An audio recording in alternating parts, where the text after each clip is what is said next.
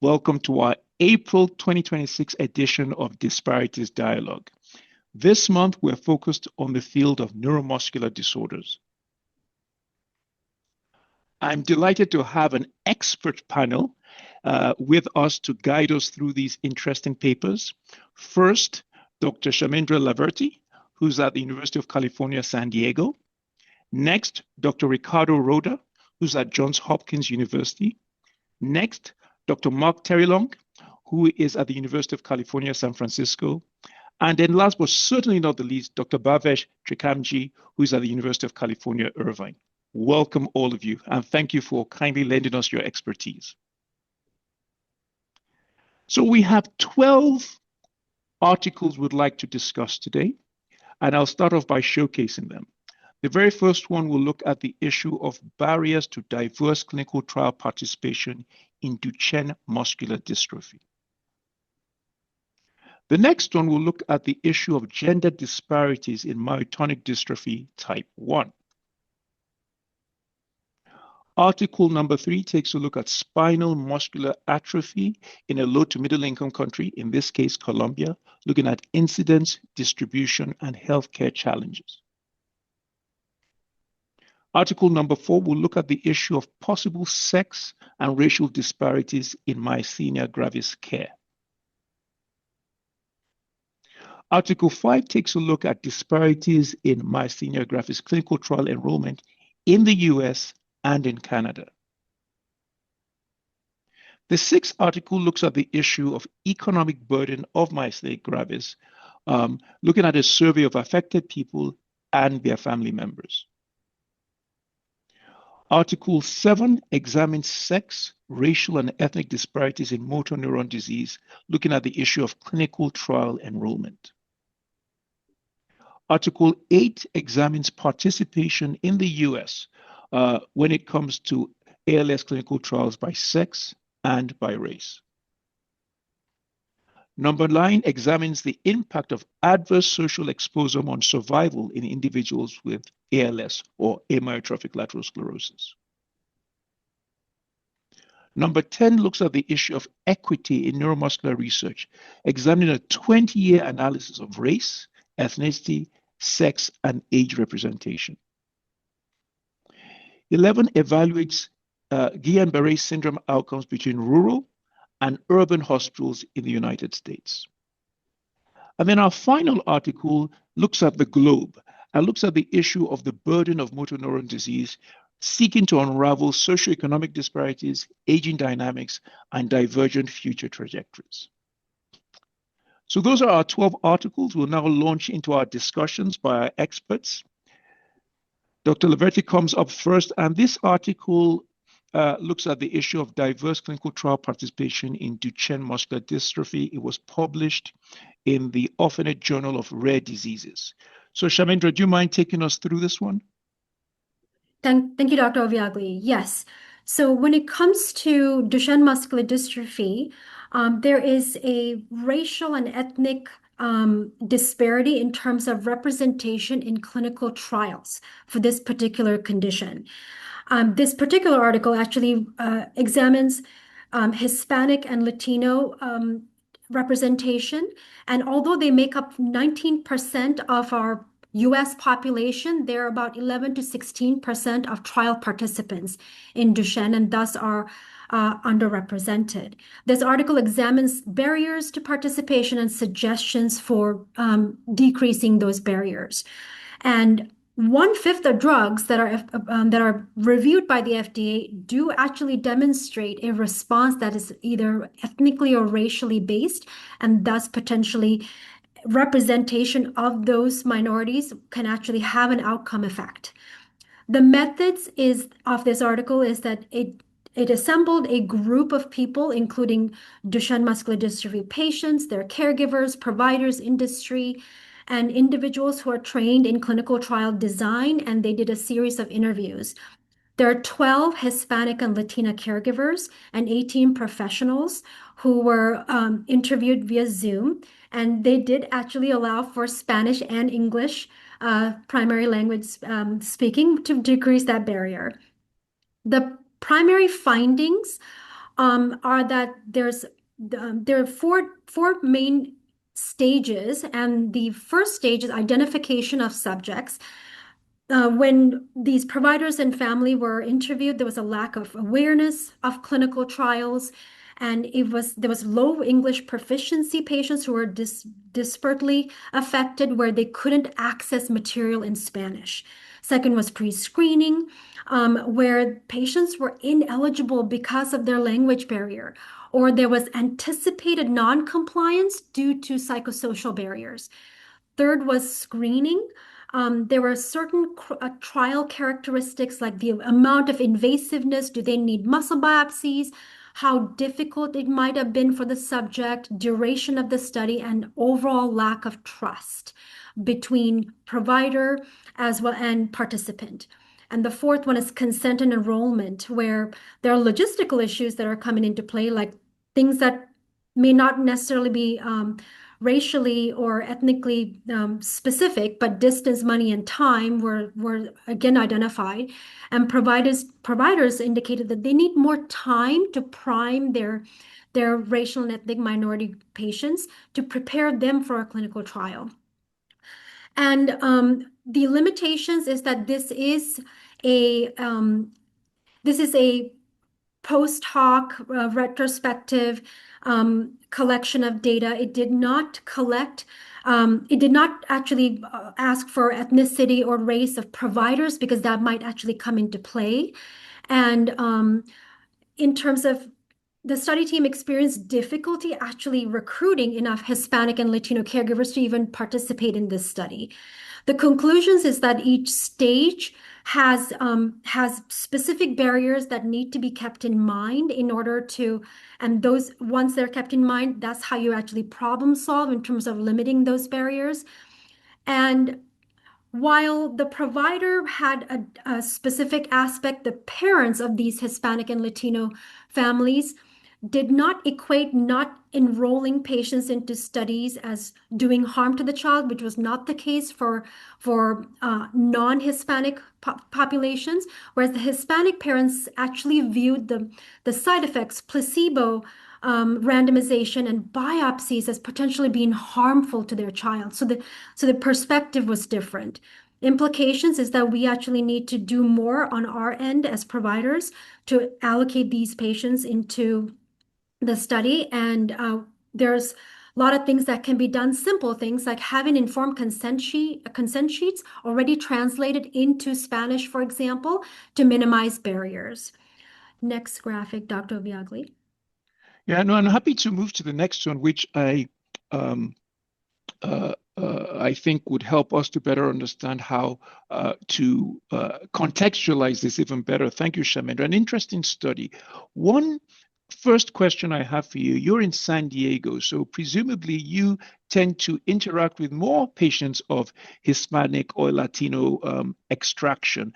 And so in your own practice, what do you do, or what have you tried to do to try and improve representativeness in DMD trials? Thank you for that question. Indeed. I have made it a concerted effort to actually enroll more minorities because I was aware of this issue 7 years ago when I started clinical trials.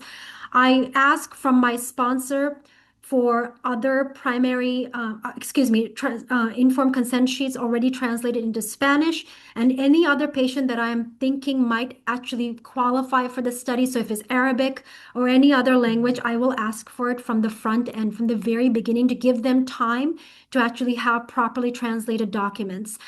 I also incorporate into my regular clinical care the fact that research studies are existing, so that parents are also primed to participate, because it's the unfamiliarity that makes them less likely to participate. But when they realize that there are things that even they can actually qualify for, it prepares them mentally. And then I assure them that specific things like transportation, gas, can be covered by sponsors. So I delineate what's covered and what's not covered so that they are not financially burdened before they enter a study. Oh, that's fantastic and very, very helpful. I just want to invite our other experts who are on the panel in case they have any other comments or questions.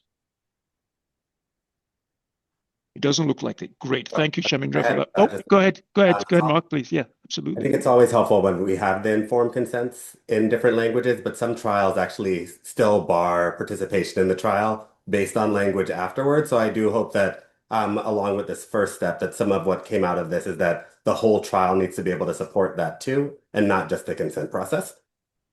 Crucial point. Crucial point. Thanks for making that, Mark. Yeah, absolutely. Just so I don't overlook anyone, Rick, Bhavesh, you're good? All right, good. Thank you.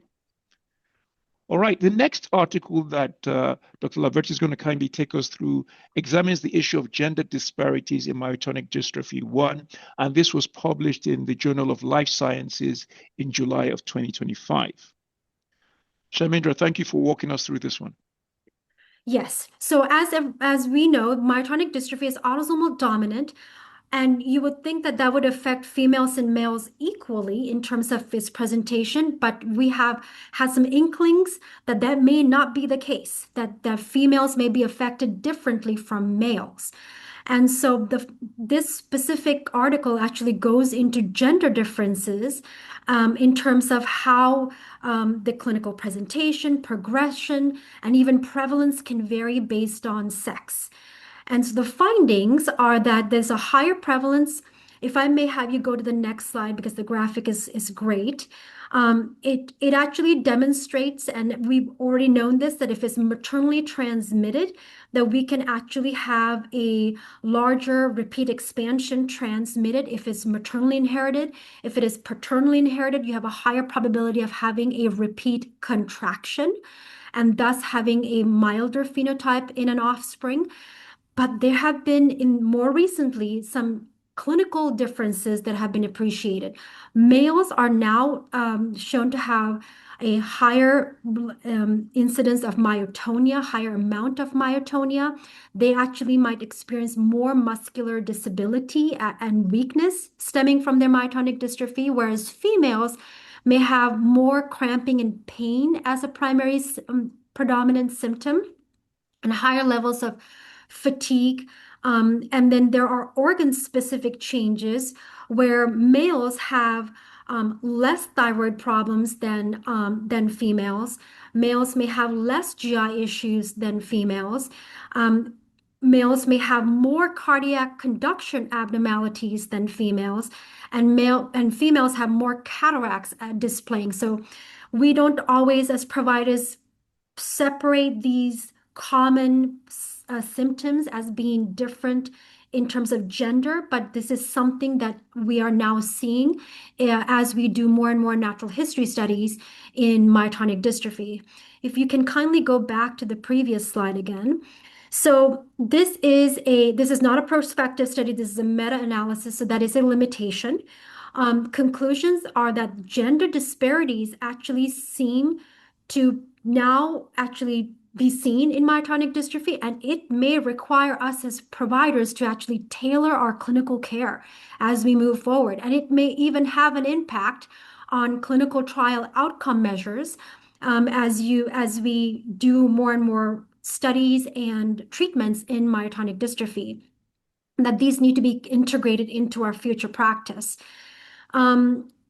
This challenges in terms of implications as an autosomal dominant disease. We don't think of it as being different, but I conceptualize it as we used to think that a myocardial infarction would always present with left-sided numbness, whereas that is not always the case in a female. So similar issues are now propping up in genetic diseases that are autosomal dominant. It's not always perfectly the same in males and females, and that these then it may actually have an impact on clinical trial outcome. Absolutely. And I love studies that challenge dogma, and this one certainly does that. And so I guess the question I have, if I may, Chamindra, is what or how do you think that clinical trials or even your own clinical practice should or could change if you knew there were drastic differences in phenotype between genders in myotonic dystrophy? So I think it's good that we're noticing that these differences are possibly existing, but we still need to do what I think is a natural, large, multi-center prospective study to see if these phenotypic differences are statistically significant. Because if it is statistically significant, it can actually have a difference in the outcome of a clinical trial. So we still need to do a little bit more data now that we appreciate that there could be a difference. And that should be what guides our clinical care and should alert physicians who are taking care of myotonic dystrophy patients that this symptom might be more prominent in your patient simply because they're female versus that symptom like cardiac conduction abnormalities simply because they're male. So I feel like evidence should always guide us, and we need to have more data. And I think a prospective, large, multi-center study is what's needed.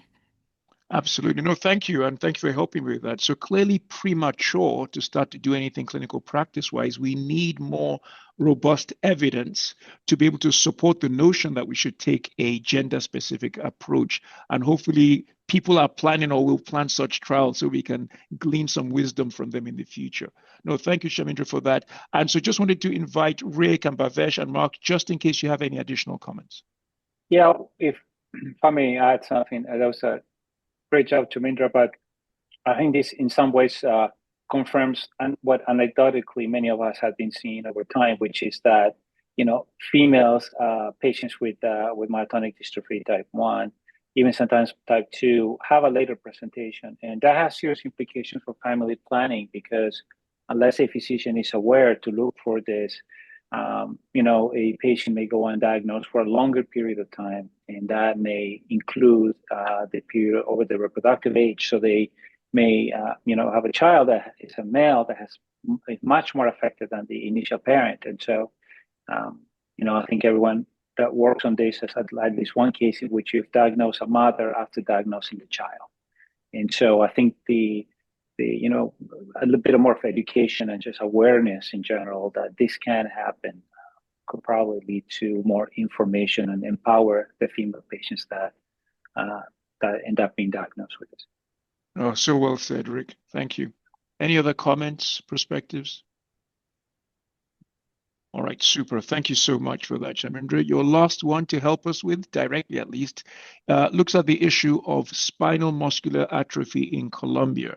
And was published in Cureus in October last year, and examines really the incidence, the demographic distribution, and also the care challenges that are associated with SMA in Colombia. So thank you for kindly walking us through this one. So Colombia has two major repositories of data, Civiglia, and the RAMP databases from which they're actually extracting this information in order that is then published in this article. This particular article does focus on SMA type 1, and it's the purpose of the article was to determine incidence, distribution, and trends over time. The findings are that SMA type 1 steadily increased from 2016 to 2019, peaking at 8.4 per 100,000 live births, and it increased in number of reported cases of SMA over time, peaking in 2019. I will show you a graphic in just a moment, but I want you to keep in mind that there is some selection bias, because in 2019 was when Colombia implemented some more nationalized testing, which is why there was a peak in 2019.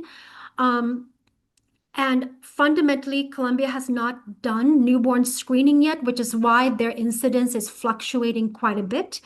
And they acknowledge that there are insufficient resources, including diagnostics, not having specialized centers to which patients can get to.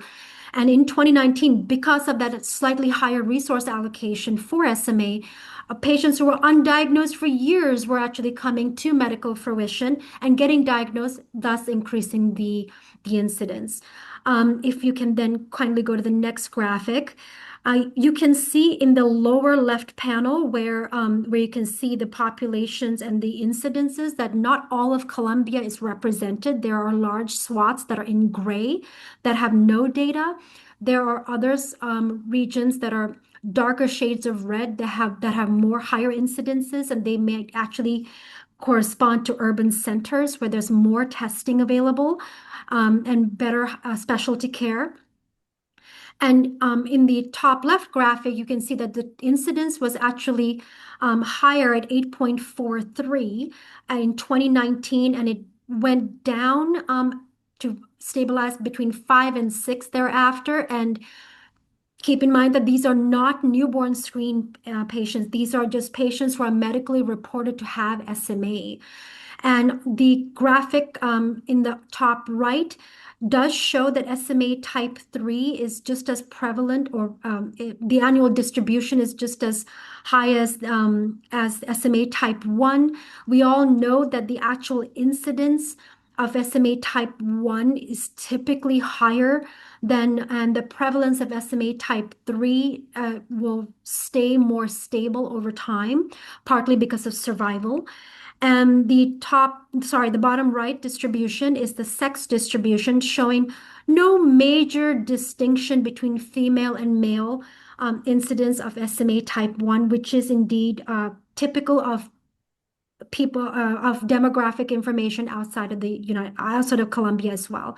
If you can kindly go back to the previous slide.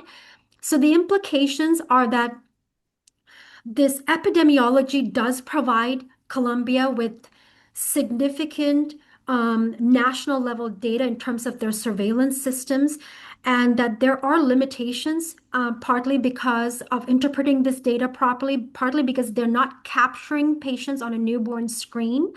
The article itself acknowledges that they need to allocate more public health funding to have a systematized, organized way of tracking patients over time, including their genetic testing results, having that genetic testing be available to all centers, and being able to track these patients over time.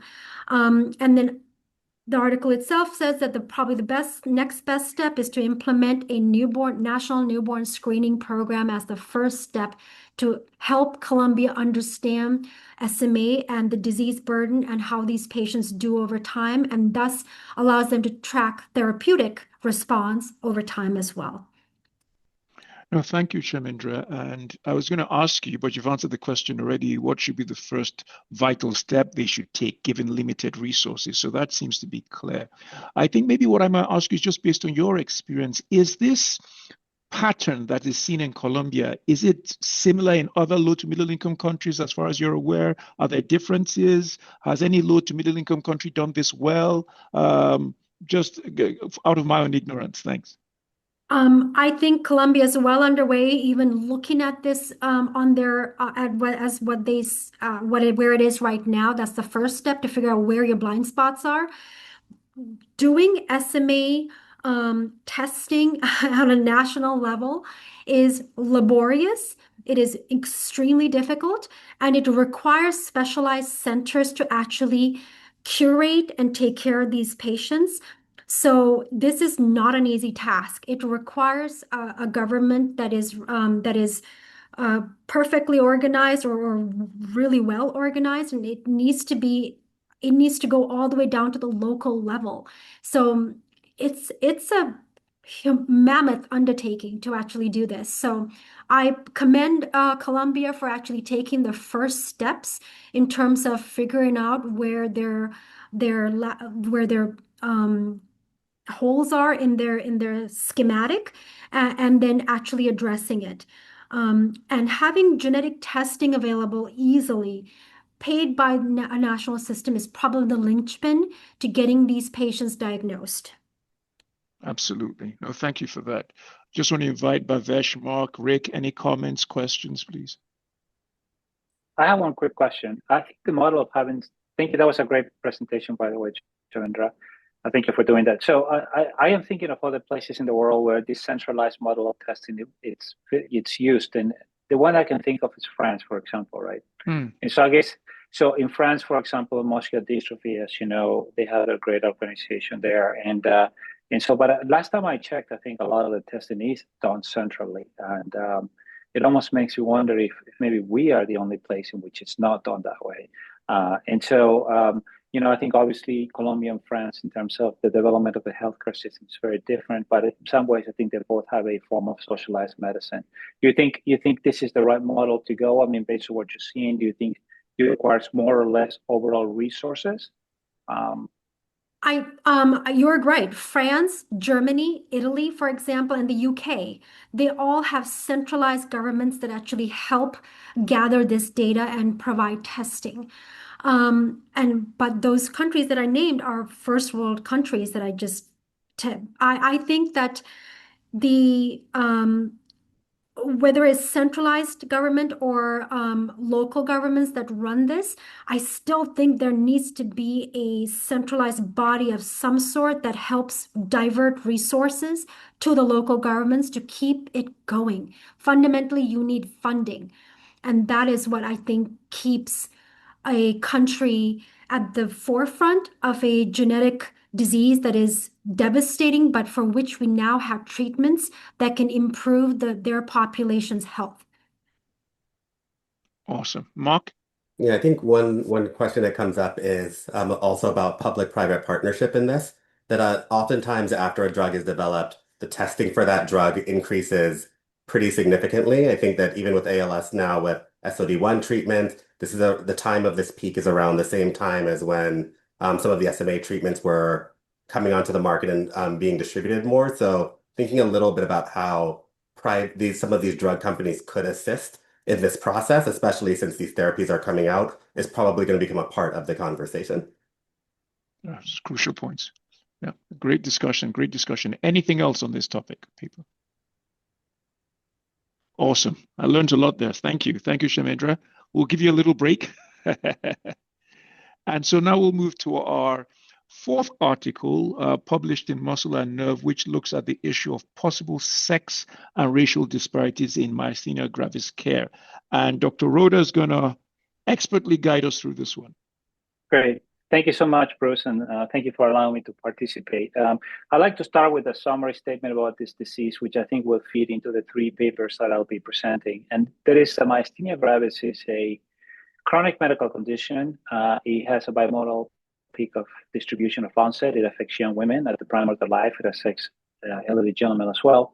And it is a disorder in which we're undergoing a massive revolution in terms of novel therapies and biological therapies. And we still haven't really worked out exactly what is the best model. And there's strong debate on how we should use these new medications and where they fit into the treatment of patients.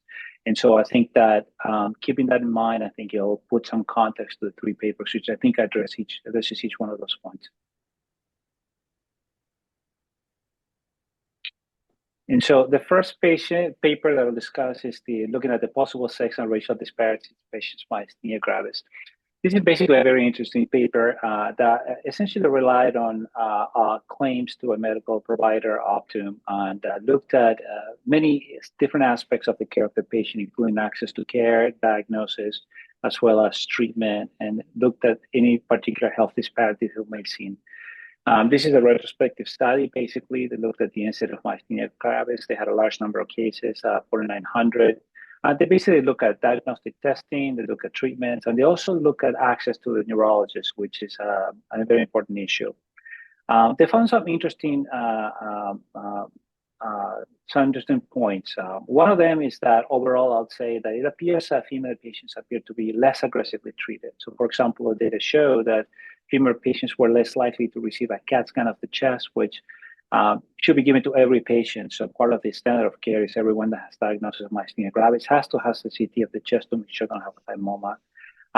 The numbers were not 100%. I think overall it was something like 70%, but even within that group, women were less likely to get one. Also, women were less likely to be treated with steroids, which are for the most part considered a first line of treatment. They're also less likely to be offered steroid-sparing agents, which is the next level of progression in terms of the treatment of the disease. And finally, they're also less likely to be treated with IVIG and plasma exchange, which are either used in refractory disease or are used as rescue therapies. This is all in comparison to males.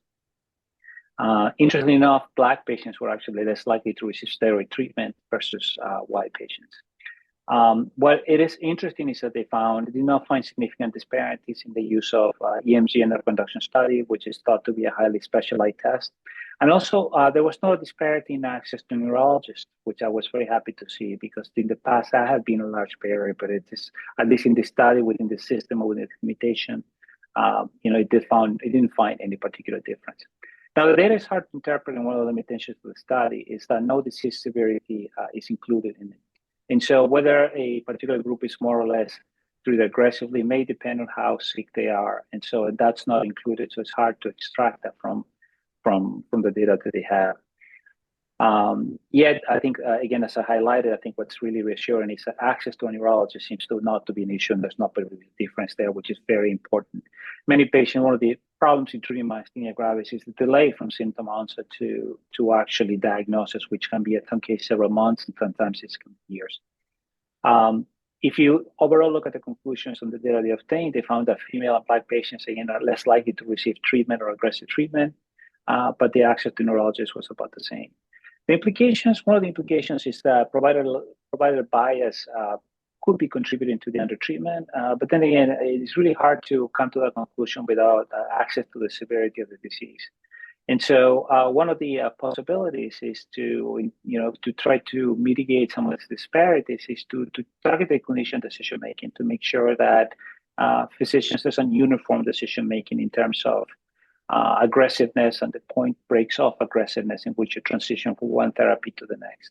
Some of these therapies are have some degree of comorbidities associated with them, and so the patient's comorbidities may also be playing a role into this, and I don't think that's appropriately addressed. And so someone that's not getting proper care throughout their whole life, for example, and gets to the point of diagnosis, having heart disease, having diabetes, having any other comorbidities, just by the nature of that lack of health care throughout their life, will automatically not qualify for some of these medications.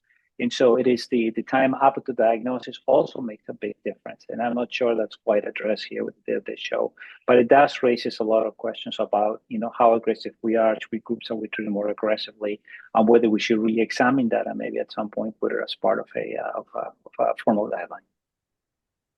No, thank you for that, Rick. Very, very helpful and insightful. So clearly, female and Black MG patients, despite having more severe disease, tend to receive less treatment. But as you alluded to, the good news is that access to neurologists was equitable. So that's reassuring.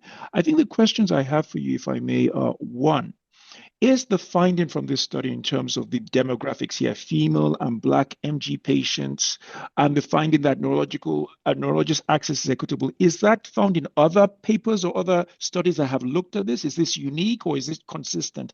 And then, of course, the second question is why? And you alluded to maybe there's some provider bias. How do we address that? Is it through bias mitigation training? Because when we look at the social determinants of health, that's a big issue to tackle. So I'm thinking, what can be done at the provider or the health system level to address these issues? Thank you, Rick. Yeah, thanks. That's a great question, Bruce. So what I would say, perhaps, so access to neurology historically has been one of the main obstacles. And at least in my anecdotal personal experience, I've seen that this disease, even though it's a super rare disease, it's being managed by sometimes family practitioners. And so I was surprised to see that access to a neurologist was not an issue. I would say that. In terms of how female patients and Black patients are treated differently, clearly there must be, it's hard to sort out from this data why they're not being treated aggressively. And so they make some, you can hypothesize a number of reasons, but one of them maybe also be access to some of the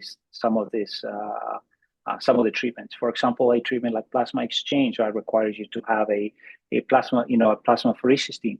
And where would you find that? In what kind of context and what kind of hospital? And so I think some of these therapies are difficult to access if you're gonna try to use maybe an infusion service. You in a part that doesn't have access to a infusion, service. It's happening in my practice where I want to prescribe something, and the patient lives, for example, in a very rural area, but I can't have an infusion nurse go, and they don't live close to. And so this very complex new medications are very difficult to provide, even if you have a diagnosis and you have a knowledgeable physician. The issue with steroids and drugs such as steroid-sparing agent, I think some of that has to do with the morbidities the patients have by the time they arrive to diagnosis. And I think for that, you really need much earlier interventions. And that would be, a healthcare system that really, ensures that the patients throughout their life up to the point of diagnosis are healthier.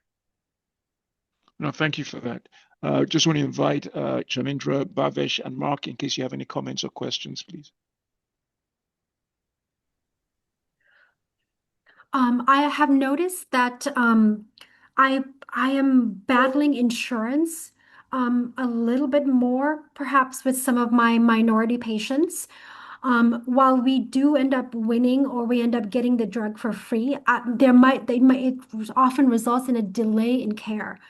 And then, although this hasn't been necessarily studied, I wonder if a specific comorbidity of hypothyroidism is actually higher in some of my female patients. I don't know that it necessarily correlates with ethnic background, but one of my African American patients who I just gave rituximab to actually had weakness, and I literally told her over the phone that that's very improbable that is from a myasthenia flare. And we sent her the ED, and she had profound hypothyroidism, but that was causing her weakness. So she had a comorbid disease that actually desired to flare. So doing that extra work requires an alert provider. I find it distressing that if the actual access to a provider is equal, that means that there's something happening at the provider level that is causing this, and we need to understand what it is. Yeah, absolutely. Absolutely. Yeah, if I can add to that, that's a very astute observation. And what I would say is that unquestionably, if you have myasthenia gravis, you're also having another autoimmune disorder, particularly either thyroidism or Hashimoto's either at the early phase when you're hyper or at the late phase where you're hypo. Clearly seen it's a well-known association. What I would say is that for this disorder in particular, what I tell my patients is that I'm just one part of the team.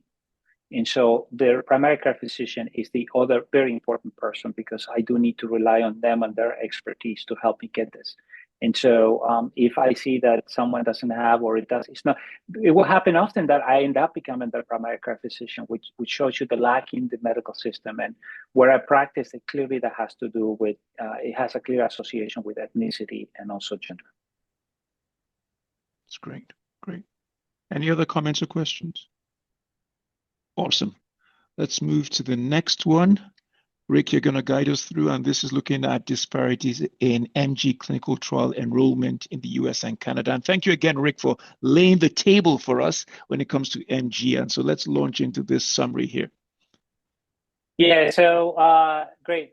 So this paper looks, so again, as I mentioned earlier on, like we're in this explosive area of testing new drugs in myasthenia gravis, and it seems every time I open my email addresses, there's like a new medication. And so the trials, is an innumerable number of trials, and enrolling patients in trials is very important. This is a rare disease, but it's not incredibly rare. There's about 120,000 people with this. This study in particular, and I know some of the authors are people that are very involved in trials, and so I commend them for looking at this problem and tackling it head on. So look at the differences in racial disparities in myasthenia gravis. They look at the participation in trials, and they look at trials both in Canada and the United States, and they use pooled data from that. One limitation of this is that this data was provided by the companies running trials as well, which I think it's they're legally obligated to provide some of this data, so I think the data is probably reliable. But they look at Canada and the United States, which I thought it was very good for comparison. So they looked at pool race, and what they found, I think, to some of their merit, is that white, black, and Native American enrollment actually matched the 2020 census data. What they found a disparity here is in the enrollment of Hispanic patients and Asian patients as well. The other thing that was really particularly surprising, I don't know if it's a good time to show that slide I sent you, Bruce, is that the enrollment was really concentrated in 3 states, in 1 province in Canada. It was highly concentrated in Texas, California, Florida, and in Canada, it was really a high point was in Ontario. So this means a couple of things. So I think, first of all, I think the demographic diversity of all the states is not the same. In the United States, at least, these are some of the most populous states, and so it kind of makes sense that you would enroll more people from those different states. There's also, I think that is not discussed, which is sort of the ease in which you can establish trials in all these different states and whether there are problems. You should typically need to have a large medical center that will be able to accommodate the trial or demands of the trial. And so I wonder if that played a role in that. One of the limitations of the study is that there is incomplete sponsor participation. And once again, I think it's something that Chamindra pointed out, is that this issue of the restrictive language in the consent forms and the willingness of certain demographic groups through I think well-founded skepticism about the medical system and participation in trials. Historically, I think we're still dealing with consequences of some of that, and so I think they're willing to participate in trials is lower. But nonetheless, this does prove the point that enrollment is geographically concentrated, and it is true in myasthenia gravis. There's a large group of non-respondents to a lot of these medications, and there is probably a genotypic component that affects to it. There's a GWAS study that was published on myasthenia gravis, and so how those differences come into play in response to medications really. It's a question for precision medicine that we're trying to grapple with at this point, and I think it does have a role in that. Clearly, having a more equitative precipitation in trials will really help us sort out which drugs are more effective or not. But it's really hard to sort of, given the actual administrative issues of running a trial, that you have this wide distribution. This concentrated distribution of sites. Now, the good news is that with technology, I think that we can easily overcome, and actually we did see this on COVID, which is many trials were forced to switch to a telemedicine process, which it doesn't work for everything, but it does work for some things. And it seemed to, it's work for some myasthenia trials. And so maybe what we should do in the future is really have a component in which we can geographically, include more areas and that we rely on technology in a way that makes that possible. Absolutely. I think I was a little surprised, Rick, that Native American enrollment and Black participant enrollment matched the census. And so then I thought, okay, is it language? But then I see that Asian participants were under-enrolled as well. So it was a little, I couldn't tease that out. Any thoughts about that in terms of what might know? There's no right answer or perfect answer, but it's. So I don't really have a good answer. I think what I thought is this lends itself to more of a socioeconomic study where you look at sort of what are the migration patterns within the United States and whether that plays a role into what kind of populations you can actually enroll in your trials. So also, I don't know exactly what the errors are with this. I know that given language in NIH now that you have to report the number of you have to have a breakdown of who is enrolled ethnically. And so whether the companies are making an effort to sort of try to match that as well, that may play a role in diminishing some of this. But this is all self-reported data as well. And so. And the other question I have, just based on other Disparities dialogue sessions we've had, is this conflation of all Hispanics together. And I know in studies of this type, they might not be able to separate them necessarily, but I've been told and taught and learned many times that if it's possible to separate, Hispanics from the Caribbean, because again, there are cultural differences, there are perceptions that are different and everything. And so clearly this study didn't necessarily do that, but I just wanted to, learn from all of you if you have any perspectives on that. Yeah, so what I would say is that clearly I think that whether it medically makes sense to sort of divide it in subgroups or not, it may not. I mean, maybe it might be interesting to study whether within these different subgroups there's different levels of engagement with the medical system, such that it would allow you to be enrolled in that trial, right? So how are the trials recruiting? What kind of paperwork they're producing? Whether advertisement, whether it's through a doctor's office, whether it's through a medical center, I think the Hispanic diaspora is very broad, and I think it comes from different places. And so whether they're all reflected equally in different parts in the United States, I'm not sure. I suspect that, maybe Mexico, it might be in in Texas may have more influence from Mexico, obviously, because it's close by, whether in Florida has more influence from the Caribbean. And these are all, I think, geographical issues more than anything. But I don't have any data to support that, No, thank you. Thank you for trying. Yeah. Other perspectives, questions, Mark, please. Yeah, I think one extremely interesting thing about this is that the three highest states of enrollment, Texas, California, and Florida, arguably are probably three of the United States that have the highest percentage of Hispanics or Latino population. Maybe separate from what Caribbean versus Mexico. So the under-enrollment, there's something else there. And this really would lend itself to probably a qualitative study similar to the first study to really kind of figure out what's going on, because these are the three states where I would maybe expect to have seen potential overrepresentation rather than the other way around, unless something else is going on. Yeah. Oh. Yeah, I think the point to study is a point of engagement into the trial. I think that's the point where I think exposure and engagement to the trial. Yeah. Great points. Great points. Anything else on this one? All right. Thank you, Rick. Your last one now looks again at MG, but looks at the economic burden on affected people and their families. Yeah, so this is something that I spent a great deal of time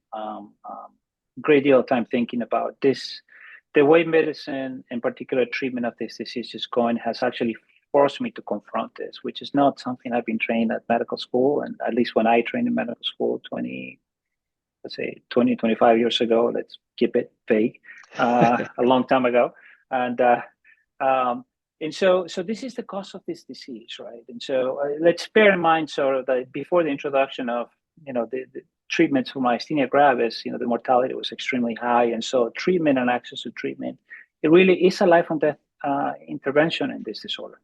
And so this last study looked at the cost of this disease, and they look at claims basically, and they looked at a number of things, including out-of-pocket cost, indirect cost, and also the financial impact in the family. What I thought was really clever is that they not just looked at the actual cost, but they took a very, let's say, broad economic approach to it. And they also looked at the earnings lost by people by having this disease or being undertreated for this disease. And so this is a cross-sectional survey. Essentially, it was developed by the MDA, but was sponsored by a pharmaceutical firm that was one of developed a first-in-kind treatment for this disease. And so it was distributed to the Myasthenia Gravis Advocacy Network, which Patients with Myasthenia Gravis, an excellent organization, the Myasthenia Gravis Foundation of America, who it's a very strong and very well connected and very active organization. And so this is basically a survey, completed by 100 people. It covered a number of points. It looked at, diagnosis, insurance, medications. And basically they found that the mean out-of-pocket cost was around $15,000 or $16,000, which for a family that makes, on average $40,000, $50,000 a year, it's outstanding. Not surprisingly, the top cost drivers were medications and treatments, insurance premiums as well. I was surprised to see that the cost of diagnosis was also included in there. I wonder if maybe some of the very specific tests like electrodiagnostic played a part in that. And, a vast majority, 2/3 of the patients had to get some help with this, either through medical assistance, or some other things. About 1/3 reported lost wages or reduced work. And that's a matter that deals with productivity of our country as a whole. And so this is not just a disease that affects other people, it affects all of us, because it does affect people in the prime of their life. And so, having people that are unable to go to work, it's not just that they're not working for themselves. It's like, our overall economic picture is affected by this. And I don't often hear this being emphasized when we talk about the cost of treatments, medications, and so forth. So it's important to keep in mind. The economic cost, again, so there was vulnerable groups, not surprisingly, were much more affected with it. They face disproportionately higher costs. And the part that's sort of in contrast to the paper is that they had a higher cost in getting to a diagnosis, even though the previous paper showed that maybe access to a neurologist wasn't a problem. So I had a really hard time kind of putting those two conflicting thoughts together. Are they seeing a neurologist it's not a problem, yet getting a diagnosis is more costly. So I didn't know if that had to do with an issue of access or actually insurance. These women, people of color, and particularly patients with disability, I was surprised to see also are paying higher costs, and so they're being disproportionately affected by the costs for this disorder. Now, the data that included here was really at the very beginning of this new revolution in medications and biologics. Since then, we've had at least 6 or 7 other treatments that are equally expensive, if not more, have come into the market. And so I suspect that the disparities that we're seeing here are not the worst. They are just the beginning. And I suspect that this will get worse over time unless we find a way to address it. And so whether this involves better coverage through insurance, which I think would help overall, whether it includes I look at how much we're paying for some of the treatments, it's unclear to me. Clearly, underserved populations are paying a lot more, even though they have less resources. And so this disparity there is pretty jarring. And this is a chronic medical condition. And that's why I wanted to make that point early on. So people that have this very seldom go into remission. They will need treatment all their life. And so if someone gets diagnosed when they're 25 or 30, they have decades of treatment ahead of them. And so making sure that they're able to afford it and they don't go bankrupt, I think it's very important. And the disparities here are quite significant. I think you had this table you wanted to. Yeah, this basically, briefly just highlights how, basically when you do a comparisons between white and non-white patients, there's clearly a statistical difference, patients with disability and without disability, and particularly when you compare men versus women, which to me that was really surprising because they're sort of almost equally represented. In fact, you have slightly more women in some cases being affected. So, and women in the most productive years of their life as well. And so the cost is like duplicated. The way I think about it is like the cost is duplicated. It's not just they're not covered properly and they get less support monetarily, but also these are affected very early in their life. So their own productivity, their contribution to our society, their contribution to our well-being, right? Not just ours to theirs, but theirs to ours. It's also diminished. So this is a two-way street. No, absolutely. And I think it's a great article. Like you said, it is a type of article that forces you to think about things more broadly. Because again, this has consequences for patients in ways that typically we are not always involved in. And I like the fact that they involved caregivers as well. As you said, this is a chronic condition. And so, of course, there are repercussions for caregivers and family members as well. I was surprised to see that people of color and women and those on disability face disproportionately higher costs just to obtain a diagnosis, which was interesting. But then again, the point that you made about the direct financial costs, the lost productivity, but also the huge emotional cost, not just to the patient, but also to the caregivers as well. But I think that obviously cuts across different chronic diseases. Yeah. So the issue of burnout with the caregiver, it's really important. It's being looked at as well because it's almost like a proxy. Like I know which patient will eventually do well in long term to whether they come alone or with someone to the clinic visit. It's almost invariably I see the patients that come accompanied and they have support, and the support very much depends on age. Elderly patients come with their kids. Middle-aged younger patients come with a partner, for example, or a friend. And so it's the people that come alone that I worry about. Absolutely. And as you may all know, I can speak for stroke at least, we have disparities that are similar to the disparities you see in neuromuscular disease. But in some situations, actually, racial ethnic minority groups have better outcomes. And it's because sometimes of the support systems that they have as well. And so it's an interesting thing. Overall, yes, it's true. The burden and the disparities don't necessarily favor racial and ethnic minorities. But in some cases, especially in terms of survival, sometimes for things that go on for a little bit longer, that support system can be extremely important. Just wanted to invite comments from Bhavesh, from Mark and Chamindra, if you have any. I have a comment. Dr. Roda, tell me if you find this as well. I continue to be frustrated when a young person, a working individual at the prime of their life gets diagnosed with myasthenia and it's particularly severe. They often need to take time away from work, but then they're at risk of losing their job which is covering the medication, and thus results in this cascade effect where they lose their job and thus their insurance, and thus they cannot get their drugs, which then perpetuates their disability. And this is, I think, fundamentally an issue that we have with healthcare in our country, where our job is directly tied to our insurance, and one can negate the other. Like if you're not working, you can lose your insurance, and if you lose your insurance, you cannot work. And I'm curious to see if you see that as well in where you're practicing, and what you can possibly do to help that individual. I work, that's a great point. And what I do is I work very hard. I write a lot of letters saying what is it that this patient can and cannot do, and how their job can and cannot facilitate. And, for some of these things, employers don't have a choice. They have to accommodate the patient so the patient can work to the best of their ability. I also have, I tell all my patients that, I think staying engaged in work is extremely important for their overall well-being. And so I really encourage them. I think there's a lot of misinformation about myasthenia gravis. I think that although we have refractory cases, it's a very treatable disease. And so I usually, I offer a lot of emotional support again. And in terms of their jobs, I work very hard writing a lot of letters to the extent that I can. It doesn't always work, like you said. Sometimes they do lose their job, but yeah. So it's a terrible condition. It's a vicious cycle. You can't work, and yeah. No, but Chamindra, you bring up a very, very good point.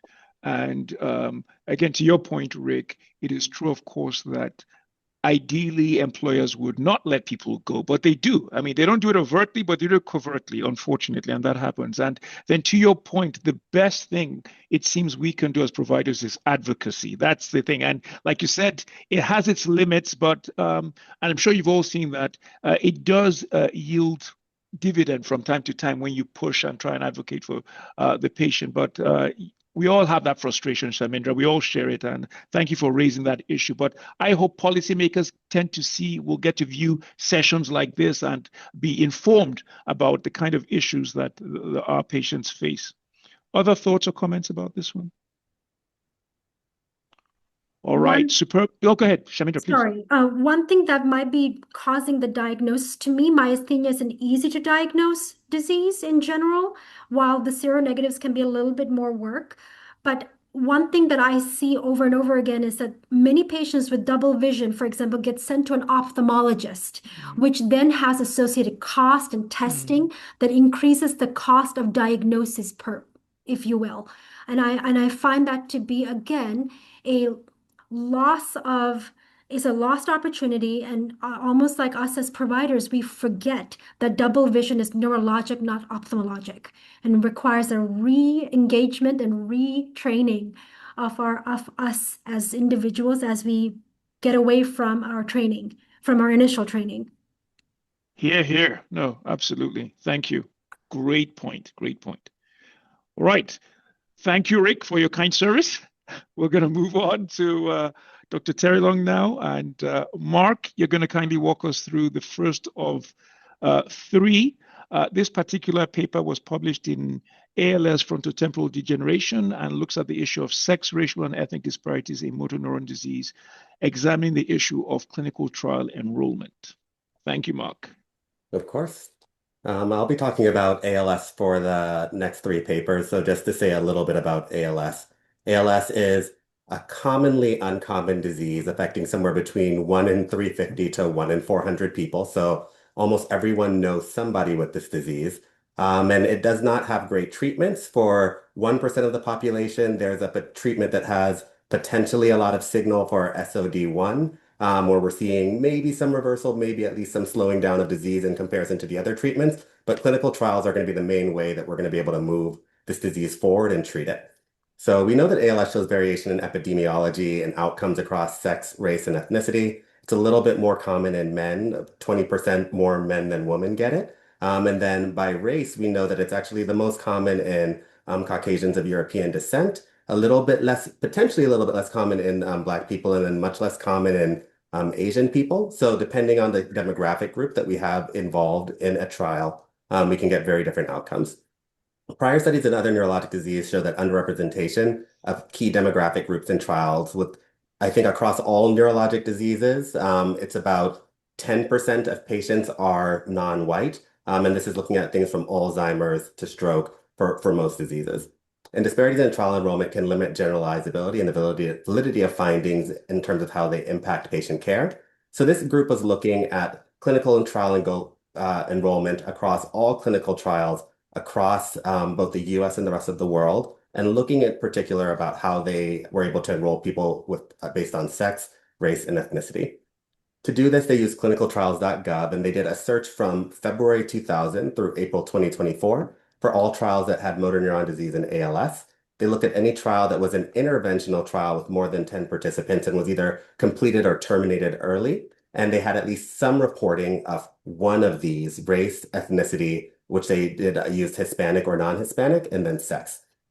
Because ALS does not affect all races or sexes equally, they compared female participation in the trials using something called a participation to prevalence ratio, just meaning that if a disease does not affect men and women 50-50, that we're not necessarily looking for 50-50 statistics in terms of enrollment, just because of the differences that we see. And they use the Global Burden of Disease database, which looks at about 55,000 different sources across the world to be able to get a sense of how prevalent certain diseases are. And then they use the special test that essentially is used whenever the data doesn't come out in a parametric way. In this, they had 416 trials that they initially saw, and 85 trials were included with about 13,000 participants. What they found was that women were about 37.47% of participants and actually had a PPR of about 0.97, so had adequate representation.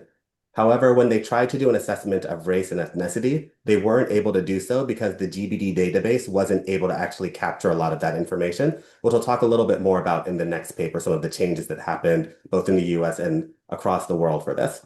For the trials for which they were able to find data, in about 41 trials, when they looked at race, white patients were about 77.3% of patients, Black patients 1.3%, American Indian were about 0.17%, and then Native Hawaiian were about 0.06%. And then in many trials, the Asian subcategory was not used. So what they concluded is that female representation is largely adequate, but that racial and ethnic minorities are probably underrepresented, and we don't even have enough data to be able to tell how represented they are because it wasn't being assessed in many different studies. The implications of this is that we should improve reporting of race and ethnicity both in studies, but also in these databases that we're hoping to use as the gold standard to be able to understand how well these trials are actually matching our patient populations.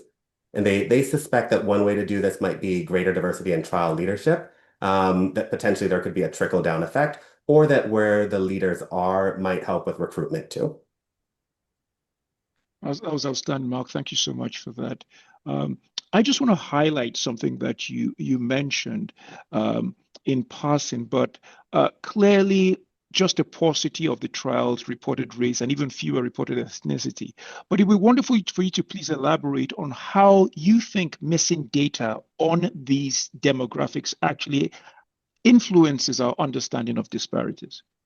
Yeah, I think that when we don't have the data, whenever there's any kinds of systemic inequities that could be happening in these trials, it essentially allows the inequity to continue and actually even be perpetuated in a way. In this data, the fact that when we're trying to even see if we're doing a good job with the reporting, but we don't actually have something to look against to be able to say this is what we know is happening, then it actually can make it harder to actually do any kind of intervention to be able to say we should target this group or another group in a more specific way. Yeah, no, I couldn't agree more. And then the issue of diversity in trial leadership is wonderful. But as many of us know, to be able to diversify trial leadership, you have to have a pipeline of people to be able to go into that leadership. So, Mark, your thoughts about that? What can we do more upstream to address that issue? Yeah, I think that pipeline work is interesting. And I think oftentimes, I think a lot of this comes down to when getting people, I think we think a lot about getting people into medical school with different backgrounds. I think that there's another push that should happen on how to get people in academia and thinking about doing research and what that actually means for patient care down the line and for the field. So I think it's a two-pronged approach where it's not only getting people into med school, it's not only getting people through residency, but also looking to see in academia and also showing what academia is, helping to promote that. I think that it sometimes is a little bit hard because I think that not using race as a proxy for socioeconomic status, but the types of mentors that people might have. If you have parents who are doctors or parents who are in academia, that pathway looks very different than if you didn't have that. And then the financials of what the two worlds look like might be something that people have to work against. But I think even despite those things, thinking about pipeline in that sense will help with this. Absolutely. No, thank you for that. And again, I can't speak to neuromuscular disease trials, but for stroke trials, there are two dichotomies, so to speak. Number one, because the NIH tends to mandate the reporting of these things, NIH-funded trials tend to have such data, but many times industry-funded trials may not necessarily have that. And then secondly, US versus the rest of the world. Many times when trials are done outside of the US, they don't necessarily report such data. And you underscored that when you spoke about the paucity of race or ethnic data in the GBD database. Your thoughts about any of that, please? Yeah, I think it's well, race is a social construct, as many of us know. So I think the US, we have not an obsession about race, but race is a very big part of our life. Where in some other countries where populations are more homogenous, it's not so front and center, and it may not actually even interfere with their data in terms of the things that they're looking at in the same way. So it's hard to almost put that upon someone else for which it might not actually be a factor and almost make it a factor. So I think it does actually just maybe say more about what we have happening in the US or in places where race needs to be reported. And it actually does have meet an outcome. Touche, touche. Rick, Chamindra, Bhavesh, any questions, comments? I just think it's so hard. Sorry, I was just going to one comment. It's just it's so hard to recruit in these rare disorders, right? It's just so hard to recruit patients because they're rare, and so this is such a challenge. That's all. Very uplifting, Rick. Thanks for that. No, but your point is so well taken. Point is so well taken. All right. Any other comments, questions on this one? Thank you, Mark. We'll move to the next one. Again, on ALS, this is a paper that was published in Muscle and Nerve earlier this year and looks at the issue again of participation in the US-based ALS clinical trials by sex and race. And it's a Mark that led the paper, and it's a Mark that's going to discuss it for us. So Mark, please. So this trial actually looks now at the US in particular, and they actually noted from the prior trial that prior data suggests that sex representation might be proportional globally, but that race-based disparities are less well quantified, especially in the US. So they were trying to say, look, we have this closed population and where race reporting, at least after 2010, is a little bit more common. Let's look at this time period and see if we can actually get a little bit more nuance about this in clinical trials. So they used primarily, in this case, only phase 2 and phase 3 ALS clinical trials between 2010 and 2023, identified from clinicaltrials.gov. They extracted sex, race, and ethnicity demographic data, and they compared the prevalence in this case to the CDC's National ALS Registry, and then which looks at a lot of both insurance data and a few other data to be able to try to get a sense of how prevalent ALS was in the US population. And then they also looked at the 2014 State Surveillance Project, which was a project to actually look to see whether the National ALS Registry was actually appropriately capturing patients, and maybe found that because of some of the racial definitions that existed in that first registry, that certain patients, in particular Hispanic patients, Asian patients, and then patients who didn't necessarily go on Medicare after they received their ALS diagnosis might have been underreported. They also used this participation to prevalence ratio. And then they did a subgroup analysis looking at large multi-center trials, thinking that maybe a large multi-center trial might be able to better represent what's happening across the US as opposed to what might happen if you have a trial only at a few centers. And then they did a time trend analysis looking at pre versus post 2020, taking into account that in 2020, because of a lot of the movements like Black Lives Matter and essentially the race consciousness time that happened during that time, that there might have been some differences pre and post. What they found, there were only 11 trials that were done between 2010 and 2023 with 1153 participants. In this case, they found that women were again 37%, but based on the US data they had, the PPR was only 0.76, while 37% in the world was considered 0.99, which just means whichever gold standard we're using, in one case it could be considered proper representation, but in this case it was actually felt to be underrepresentation. Then when they looked at trial participation by race, for white patients, they were 1.26, so overrepresented. And then every other racial group was essentially markedly underrepresented at about 0.34 to 0.35. There was also underrepresentation for Hispanic participants, and they saw no change when they looked at large multi-center trials or pre or post 2020.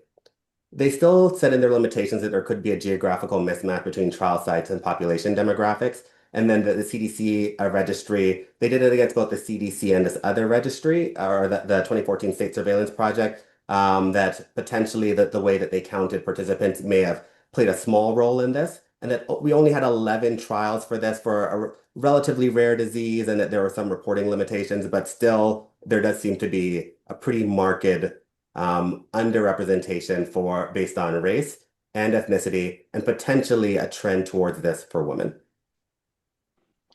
I did have a slide on the next that just essentially shows the same PPR across gender and then race. No, thank you so much for that, Mark.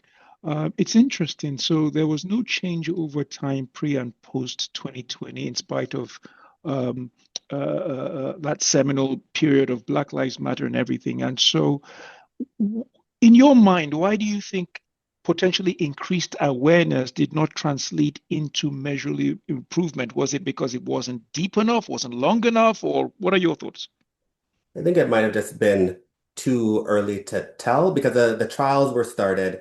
Even if you have this in mind, you have to first get recruitment, and then as Dr. Laverty's paper showed, there's several steps that actually need to be changed before you're actually going to get someone all the way through a trial. So it could be that this trickle-down effect might just take some time, and that awareness was just the first step. But it's not so clear.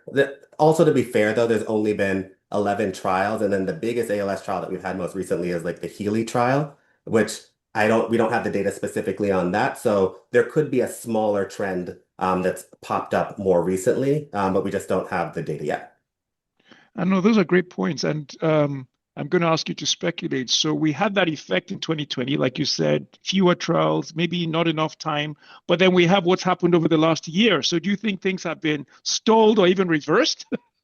Yeah, I have concerns about how things could change, especially with I know that there are certain new laws and rules about how we speak about or even report some of these things, and then how we even think about doing interventions based on these. I'm hopeful, but I do understand that will create challenges for doing some of these trials in this way. I'm just being honest. Yeah. No, thank you. Thank you for your candor. But let's put that aside for now and just imagine that none of those challenges were in place. In your mind, Mark, what concrete changes to trial design could we potentially implement to try and mitigate the situation? Yeah, I think that thinking about, especially using the PPR, which is a very fair way of thinking about representation, that when you're thinking about when enrolling, the same way that we do other types of randomization, you have that also in mind, that we need to make sure that as we're trying to hit our minimum number of patients, that the patients also need to represent the US, and we need to think about what that looks like. So it's not just a number for being able to think about if we have a minimum effect size, but a population to be able to say that we have a minimum population or effect size from that. Yeah, agree. Chamindra, Bhavesh, Rick, any other comments or questions? Everyone's good. All right. Thank you, Mark. Your last one looks at this issue of impact of the adverse social exposure on survival in individuals with ALS, published in our journal Neurology in 2025 and led by Jang et al. So this one was an interesting paper that discussed that ALS survival we know is influenced by some genetic and environmental factors, but really want to look at something called the social exposome to think about how that might affect it. And they chose to use something called the area deprivation index, which is a validated measure of neighborhood disadvantage that looks at structural inequities, and those things can include income disparities, so how much what percentage of a neighborhood has percentage of people live below the poverty line, and what's the median income, education level, employment, housing, and then all of these come together to be able to make this score. And the higher ADI has been associated with worse outcomes in other neurologic diseases. So they were looking to see if this was similarly seen for ALS. So this was a retrospective cohort study done at a single center, in this case, the University of Michigan. They looked at their patients from 2012 to 2024 who had this available data. They then looked at age, sex, race, disease characteristics in terms of, for example, starting ALS-FRS score, which is the functional rating scale that we use whenever we see patients with ALS, or the ALS subtype, for example, upper motor neuron only, lower motor neuron only, bulbar, limb onset, etc. And then they looked at their residential address and then geocoded them to be able to assign one of these ADI scores. And they separated it in two ways, looking at first the lowest 10% as the low and then the highest 10% as the high. And then they did a slightly wider wing, looking at 10 to 20% as the low and then 80 to 100% as the high. They did a few analysis looking at survival and then also adjusted for ALS subtype and the ALS-FRS at onset. And if we go to the next slide, for their findings, what they saw, the brown or the grayish brown line is those people with high ADI, which means that they have more income inequality, less education, less employment, that they had a shorter survival curve, a shorter lifespan after they came to clinic compared to those with low ADI. And this was true whether it was looking at the bottom 10% versus the top 10% or the bottom 20% versus the top 20%. The yellow line is that middle group. You could see that in the two bottom curves, that's where they're doing the 0 to 20, that it really is that those with very low ADI have the biggest benefit, while there's some difference in the curve when you're looking at the lowest 10 versus the middle 80. The difference in survival was about 2.4 years for those with high ADI and as little as 1.4 years for those with low ADI. So a pretty significant difference based on this. If we can go back one. Biggest things in terms of limitations is that it's a single center study, so there's some limited generalizability. And ADI is a neighborhood level assessment and not an individual assessment. So where you are in an area, there could be factors for which you are more or less exposed, but it is a measure. The cross-sectional ADI at the time that somebody is doing the study doesn't capture lifetime exposure. And then I think there's some confounding in this, and the access to care, it was mainly if you got into their center, you were included. So we don't know about the people who weren't. The distance to clinic, where generally these centers, I didn't check University of Michigan in particular, but generally our centers are in low ADI areas where patients, so that actually could be just a proxy for distance, which we know can sometimes affect care. And then they use survival as the outcome. Oftentimes in these ALS studies, we use survival as either tracheostomy-free survival versus death, because depending on a family's means and their own beliefs, that can really change the tail. So for ventilator treatment, for many of these patients, if they choose to undergo tracheostomy, not necessarily non-invasive ventilation, we normally recommend that families have things like 3 caregivers that could be on all the time. And that certainly has, depending on income, leads to people making different decisions. So I think that those are maybe a few things that could and should have been controlled, but even despite that, that still is a survival difference. So I do think that there is something to be said about this ADI and about the amount of social disadvantage leading to differences in ALS survival, though I don't know if it's as great as the signal would suggest here in terms of the actual changes in how the disease progresses. I see. No, thank you. Thank you for that, Mark. Outstanding. How should ALS clinics operationalize this finding today? I think that it's the same way that we look at other risk factors that people have. And I think that many ALS physicians do automatically do this, is that when you meet a patient for the first time, understanding what things are going to help advantage them in their care. So patients who have good social support systems, money, types of insurance, we already know that that's going to play a role in how they received care. But potentially thinking some of the other things in the exosome, like their prior employment, their housing status, how that might affect it. It is important. And then maybe for those patients, even thinking about getting a social worker or someone else involved early. So the interventions that we frequently need to use, like non-invasive ventilation or other things that are asks, can be supported when somebody progresses with this disease. Thank you. And you astutely noted earlier that ADI is a neighborhood level measure, not an individual level measure.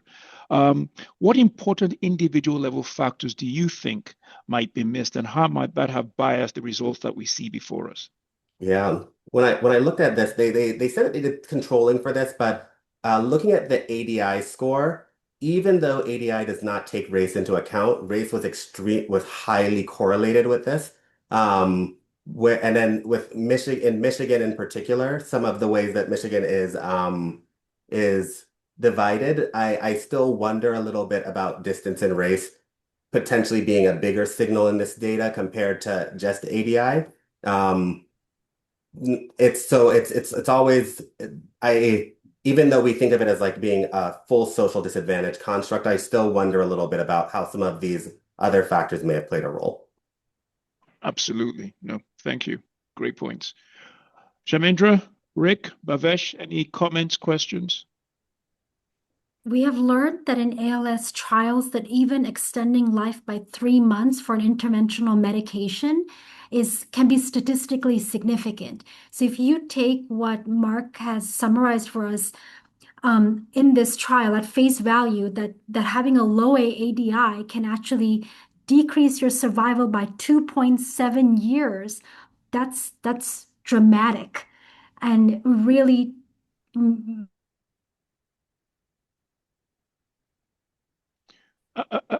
and Chamindra makes us really have to. You can actually improve their survival by simply changing their ADI risk. So, I mean, we are always trying to get a medicine to try to help, but maybe we should actually extend it beyond that and provide like financial aid or something to actually improve survival. Yeah, I know we lost you a little bit there, but your bigger point was very well taken. And thank you for emphasizing that. I saw Mark nodding his head. Mark, did you want to add anything there, or are you good? Completely agree. Yeah, absolutely, absolutely. Rick, Bhavesh, anything else?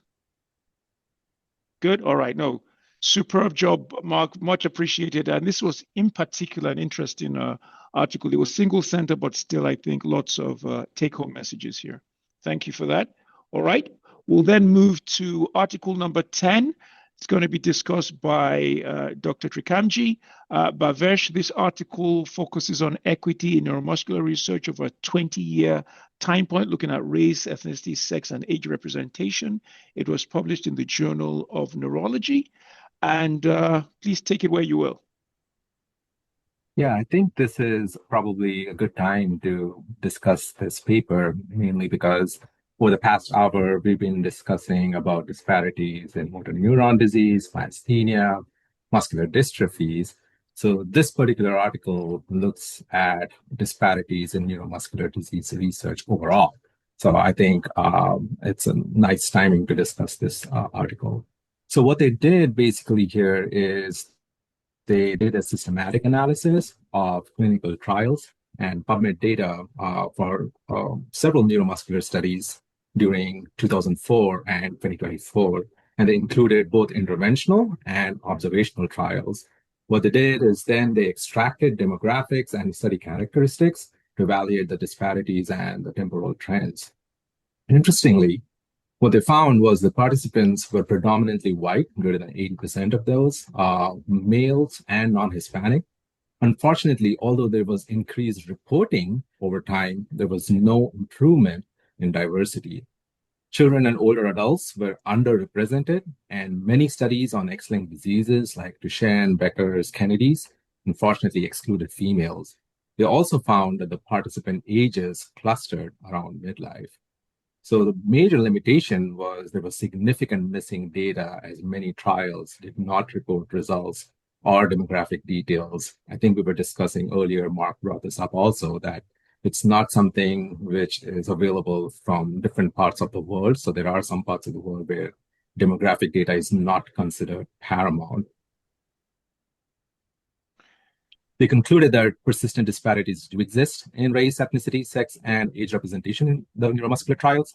Despite improved reporting, actual inclusion of diverse population was not meaningfully changed. So overall, the implications of this study include that it highlights the need for more inclusive trial design to improve the generalizability and the equity, but it also encourages systematic demographic reporting and broader recruitment to enable subgroup analysis and more representative evidence. No, thanks, Bhavesh. So, of course, it begs the question, more reporting, but no impact on the diversity in the trial populations. Your thoughts about why it didn't translate? Good question. Yeah, so for this one, I think improved reporting reflects policy compliance, not necessarily structural change in the recruitment. So the trial sites are often concentrated in regions with less diverse populations, and barriers like language, access, and mistrust in research do persist. So it highlights that measurement alone doesn't fix inequity. You need intentional trial designs, community engagement, and broader site selection to actually shift the enrollment demographics. Yeah, no, I think that's a great point. They always say there's that maxim, you can't manage what you don't measure, but here they were measuring, but like you said, more needs to be done to try and drive this issue. Other thoughts about this, please, Chamindra, Mark, Rick? Everybody's good? All right, excellent. Thank you, Bhavesh. Let's move to the next one. This article was published in PLoS One and compared Guillain-Barré syndrome outcomes between rural and urban in the US. And I like this article in particular just because we've spoken a lot. We spoke about geography a little bit.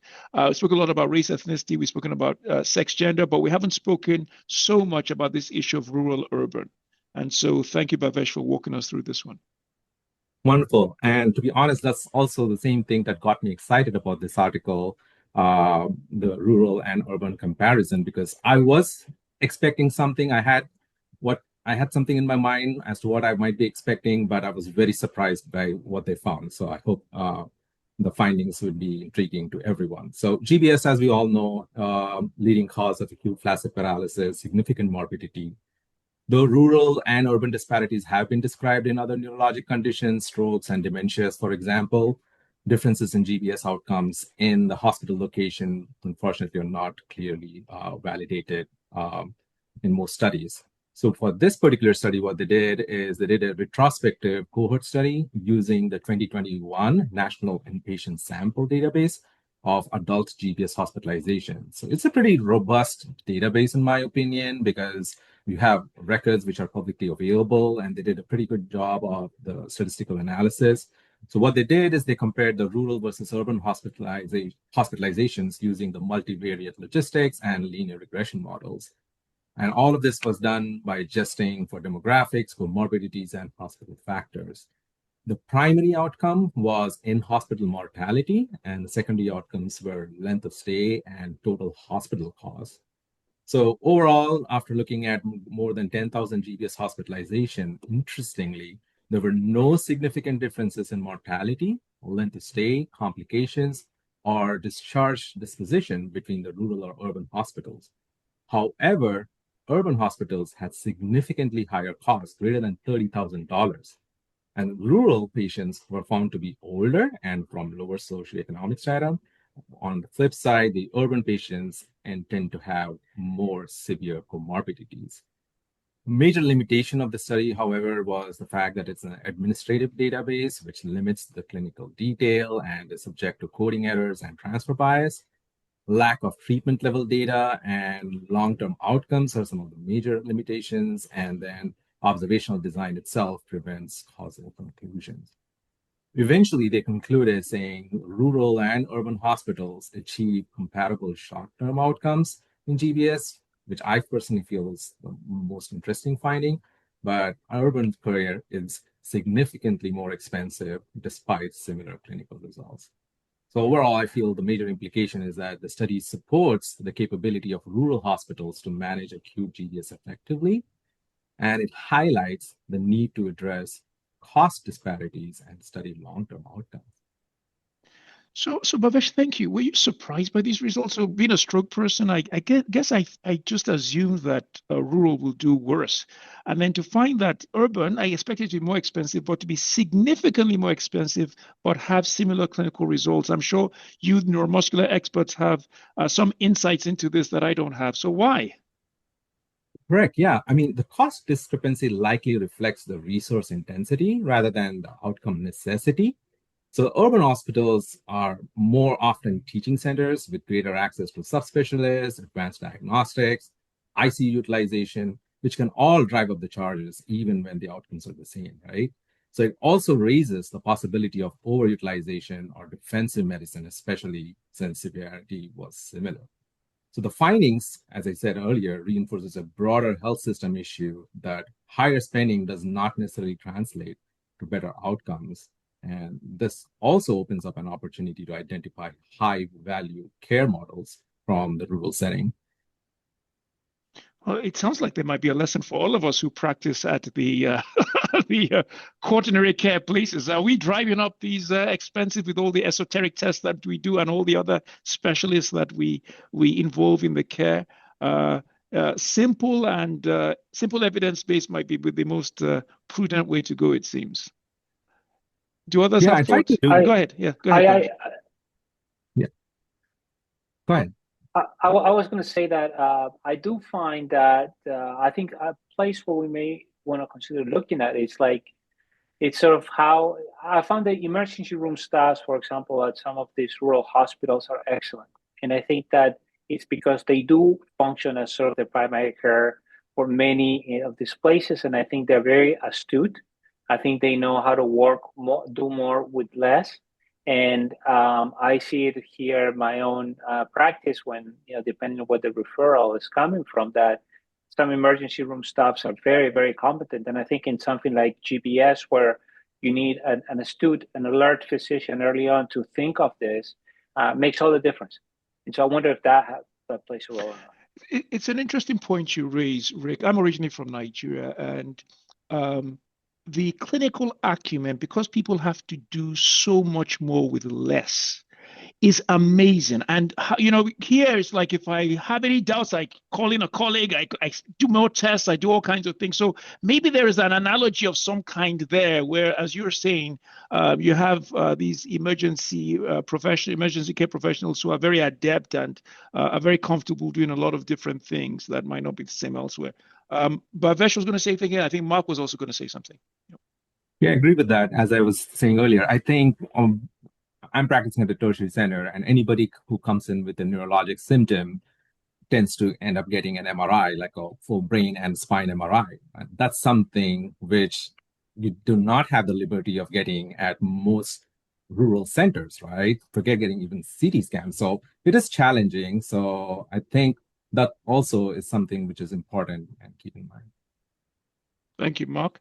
Yeah, I work at a center where we have neurohospitalists, and a lot of GBS is clinical diagnosis, and there's many cases that look very typical, but those patients still may get an early EMG that they may not need, a lumbar puncture, and several other tests that some may say, because this case looks very typical, we could have probably held on doing those, but they get sent every time. So I think that they're also just sometimes in teaching centers, something, and maybe even outside of teaching centers, a slightly different way of practicing medicine.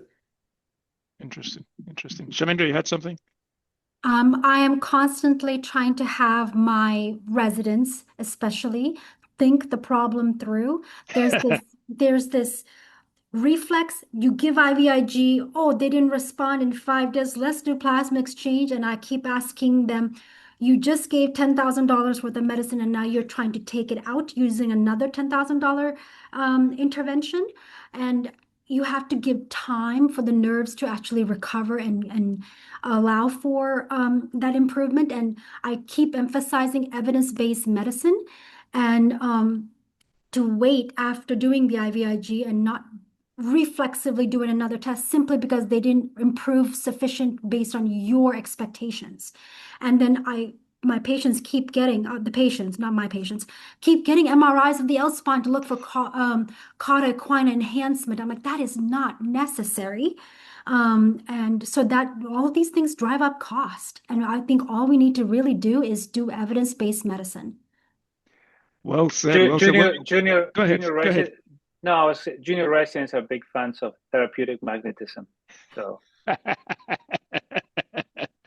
Well, you're all making, of course, terrific points with humor as well. But I think this is also a broader referendum on our country as well. We have arguably the most advanced, healthcare, so to speak, but quite expensive. And when you compare our outcomes to other countries that are not as wealthy, we unfortunately don't compare as favorably. So this is in full alignment with all of that. So thank you for those great points. All right. Last but not the least is our 12th article. And as Bhavesh mentioned, it's nice to go global at the end and go more broadly. And so this article was published also in the Journal of Neurology and looks at the global burden of motor neuron disease and looks at socioeconomic, aging dynamics, and also looks into the future as well. So thanks, Bhavesh, for walking us through this one. Thank you. Yeah, so this particular article is coming to us from a group of authors in China. So it's a beautiful study. What they did is they were looking at the global burden of motor neuron disease, which we all know, rapidly progressive neurodegenerative disease with a very high mortality rate.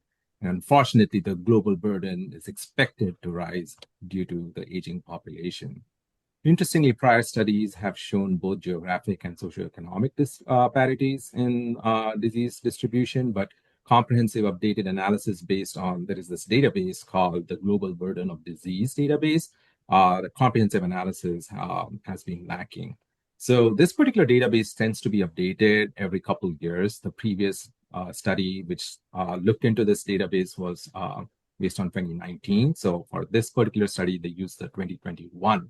So slightly more updated database. What they did is they analyzed the most recent data ranging from 1990 all the way to 2021. The goal was to estimate global, regional, and national trends, specifically in motor neuron disease, prevalence, incidence, mortality, and DALY, which is disability-adjusted life years. And this was done across different ages, sex, and socioeconomic, and different groups.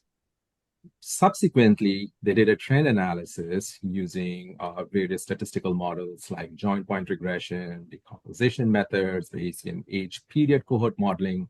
All of this was done to project the future disease burden all the way through 2040. So they had some interesting findings. They found that the absolute numbers of motor neuron disease cases, deaths, and DALYs increased substantially from 1990 to 2021. While the age standardized rates were largely stable or slightly declining, reflecting aging population rather than increased individual risk. They also found that high SDI regions had the highest burden, but the low and middle SDI region showed the fastest increase in mortality and disability, with males consistently being more affected than the females. The projections suggested continued decline in high SDI regions, but rising burden in the low SDI settings. A major limitation was the fact that the study is limited by variability and incompleteness of data across countries, which we've been discussing throughout this session this afternoon, particularly in low resource settings where underdiagnosis, as we discussed, is very common.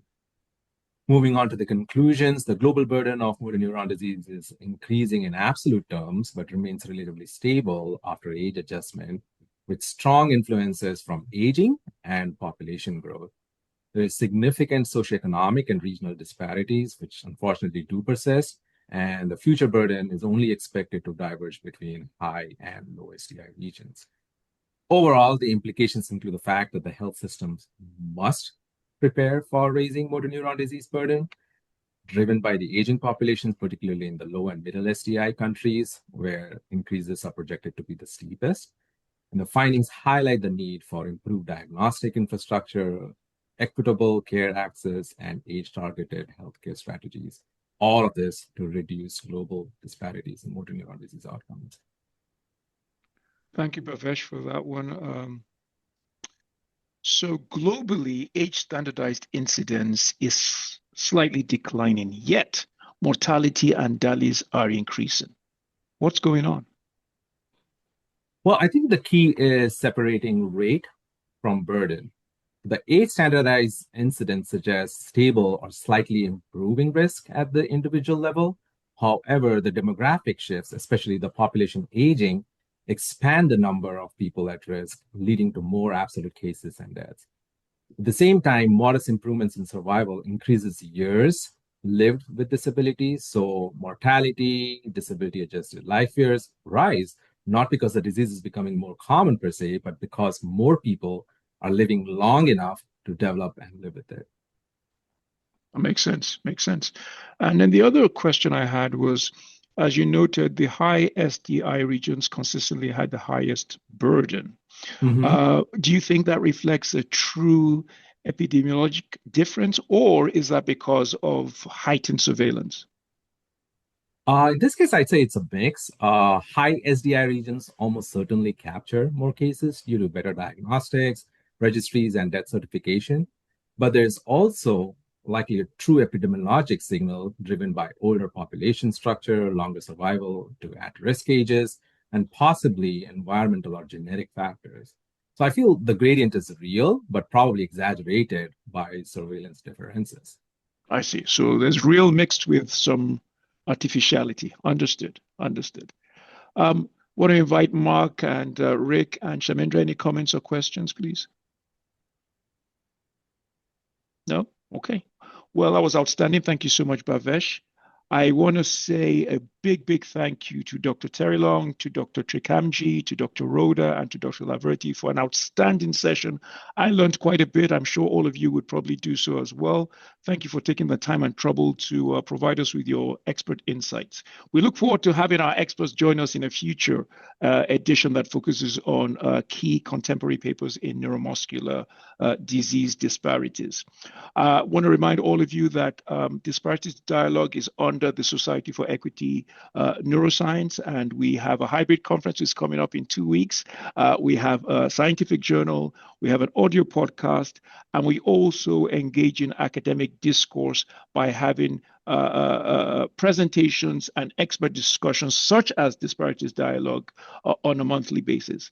So thank you all for tuning in and looking forward to the May edition of Disparities Dialogue, which will focus on neurocritical care disparities. Thank you. Thank you. Thank you. This was great.